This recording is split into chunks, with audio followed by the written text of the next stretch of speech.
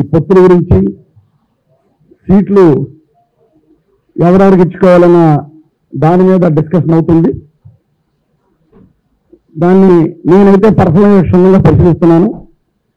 కాకినాడ పట్టణంలో గతంలో నేను ఏ విధంగా అయితే పవన్ కళ్యాణ్ ఛాలెంజ్ చేశానో ఆ ఛాలెంజ్ ప్రకారం అతను వస్తాడేమో అని కాకినాడ పట్టణంలో పవన్ కళ్యాణ్ పోటీ చేస్తానని అంటాడేమో అని ఎదురు చూస్తున్నాను.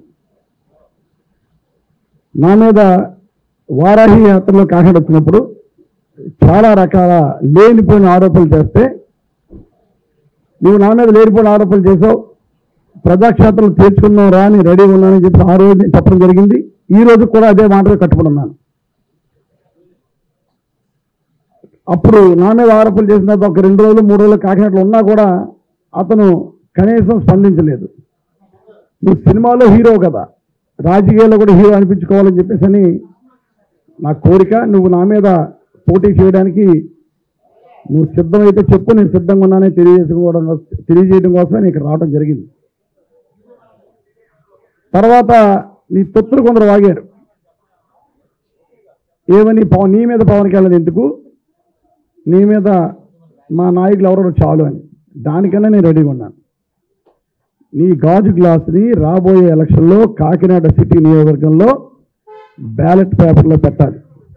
బ్యాలెట్ పేపర్లో లేని పక్షంలో నువ్వు ఆ రోజు 1 గంట 12 నిమిషాలు మాట్లాడితే 55 నిమిషాలు నా కోసం మాట్లాడావు కాకినాడ పట్టణం వచ్చి.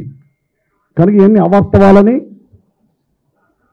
నేను ప్రజలు తెలియజేస్తూ ప్రజాక్షేత్రంలో నువ్వు క్షమాపణ చెప్పాలని పవన్ కళ్యాణ్ ఈ సందర్భంగా నేను చెప్తున్నాను.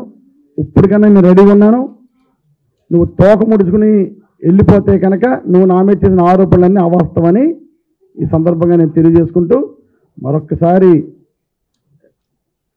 పవన్ కళ్యాణ్ కాకినాడ వస్తాడని, కాకినాడలో నా మీద పోటీ చేస్తాడని, ఆ పోటీలో ఒకే ఒక నినాదం పవన్ కళ్యాణ్ చెప్పిన అవాస్తవాలు నేను ప్రజల్లోకి వెళ్తాను, నువ్వు నా మీద చేసిన ఆరోపణలు చెప్పుకుంటూ నువ్వు ప్రజల్లోకి వెళ్ళు, కాకినాడ పట్టణ ప్రజలు తేలుస్తారు ఎవరంది అని సందర్భంగా తెలియజేసుకుంటూ నా ఛాలెంజ్ని స్వీకరిస్తాడని, పవన్ కళ్యాణ్ స్వీకరిస్తాడని తెలియజేసుకుంటున్నాను. Thank you.